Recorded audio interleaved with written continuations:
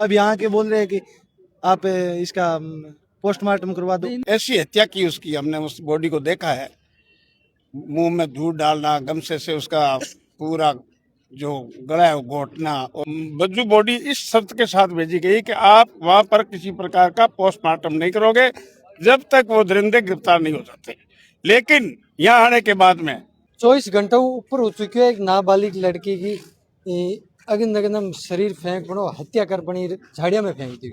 Police की तरफ है जगह घंटे घंटे आधा आधा घंटे हो जगह अवशासन मिलन लाग रही है। रात है जगह रणजीतपुरा गांव 500 मीटर की दूरी पर जगह हत्या हुई बीज गया लोग आ जगह धरने पर आ।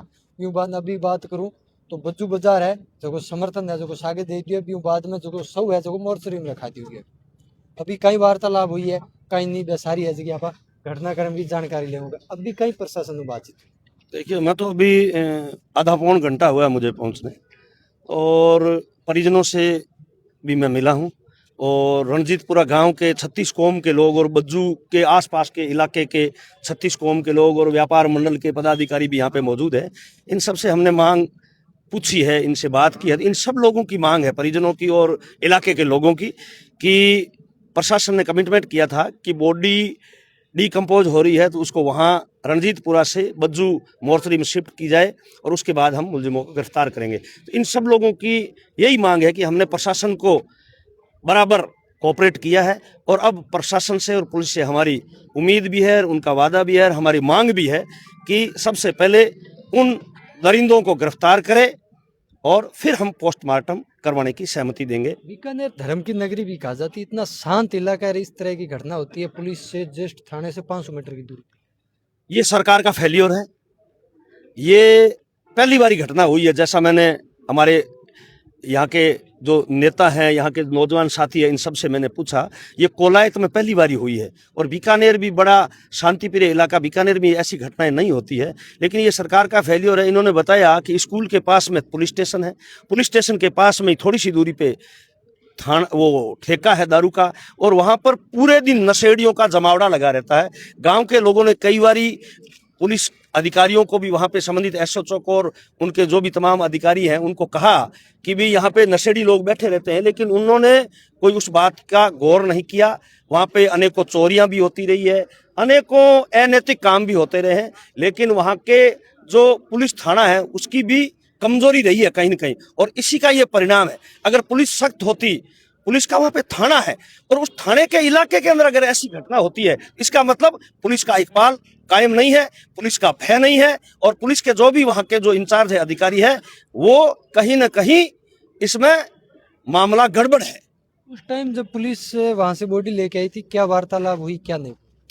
पुलिस वहां से जब लेकर आई थी तो प्रशासन थे, एडिशनल एसपी साहब थे, सीओ साहब थे, वहाँ के एसएचओ साहब, तो उन्होंने बोला कि बॉडी ज़्यादा समय हो गया, 24 घंटे के आसपास हो गए, बॉडी डिकम्पोज हो सकती है, इसमें हमें जो कोई सबूत होते हैं वो शक से सबूत मिट सकते हैं, तो ये बॉडी हम बज्जू मोर्चरी वहाँ शिफ्ट करवा देंगे। तो हमने ये मांग रखी थी परिजनों की तरफ से, ग्रामीण जनों की तरफ से, सभी लोगों की ये मांग थी कि बॉडी को वहाँ मोर्चरी में सुरक्षित रखने के बाद पोस्टमार्टम तभी किया जाएगा जब कातिलों को गिरफ्तार किया जाएगा। 24 घंटे का समय लगभग हो गया, ऊपर हो गया होगा थोड़ा बहुत, अभी तक कोई गिरफ्तारी नहीं हुई।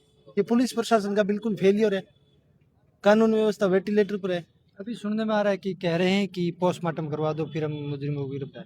आधे आधे घंटे के अंतराल से प्रशासनिक अधिकारी है जो बातें चेंज करे। हमें बोला गया था कि वहाँ शिफ्ट करो, अब यहाँ के बोल रहे हैं कि आप इसका पोस्टमार्टम करवा दो। इनका तो कहना था कि आप मोर्चरी में बॉडी रखवा दो, उसके बाद हम हमारा काम पे लग जाएंगे, लेकिन ये तो सारे यही है। फेलियर है साहब। काम पर 24 घंटे में आप क्या कर रहे थे?